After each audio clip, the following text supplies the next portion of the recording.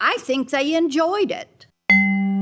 So in Trump's effort to criminalize Democrats, he is doing two things. This is a big story.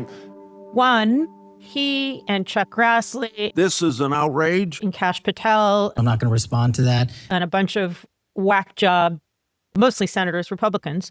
Who ordered this? Who ordered the tapping of the phones of United States senators? Jim Jordan. It's always worse than we thought. Let's not forget Jim Jordan. All this surveillance, surveillance is just a fancy name for spying on a member of Congress.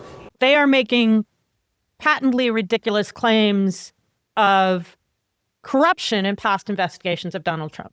Well, I'm not surprised. We're seeing three such instances recently. The first is famously Chuck Grassley whining that in September of 2023, FBI agents working for Jack Smith did toll analysis of about 10 members of Congress. From evidence that I've seen, it looks to me like another political hit job against Republicans. I think they tried to do it on Ted Cruz and were not successful. I'm a little offended they left me out. Ted Cruz does have ties to people who were actually prosecuted for assault. This all led to what we know now, and that's that special counsel Jack Smith surveilled the phones of 8 Republican senators and 1 House member.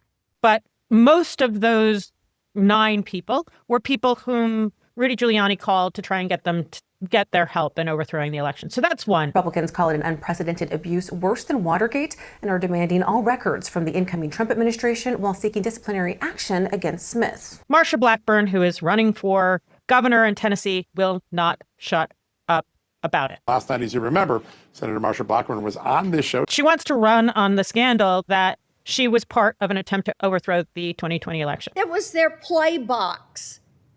They could get in there and manipulate and use it to spy on us. As part of that, Donald Trump, who's getting old and stupid, posted a ridiculous post where he claimed that Merrick Garland was part of stealing the 2020 election. Merrick Garland, who is still a judge, was part of stealing the 2020 election.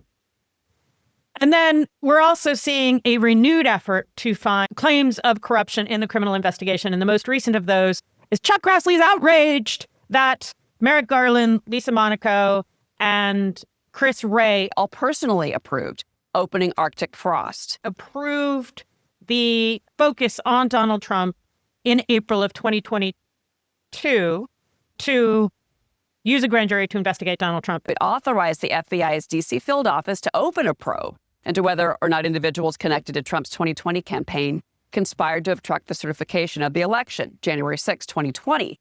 First of all, that says two things. One is the grand jury was initially convened in January of 2022. That's when DOJ was ready to focus on Donald Trump. And that is perhaps coincidentally when DOJ somewhere received all of Rudy Giuliani's content from the phone he used in January 2021. They also were focusing on John Eastman. They were piggybacking on the January 6th investigation.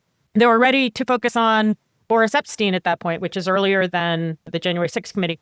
They're ready at the end of January in 2022. It takes until April of 2022 for the FBI to approve that. And Chuck Grassley has for months been trying to say, oh, this guy, Tim Tebow, he was biased and he wanted to take down Donald Trump. FBI agent Tim Tebow started Arctic Frost. He's been accused of being anti-Trump. And he was looking into the 2020 case, again, used as a foundation for Jack Smith's case. But Tebow is accused of later stretching and expanding the case without proper predication, possibly violating FBI protocols. Tim Tebow, by the way, is one of the 3 FBI agents who predicated an investigation into Clinton Foundation in 2015, 2016, based on propaganda from Steve Bannon associated propagandist Peter Schweitzer.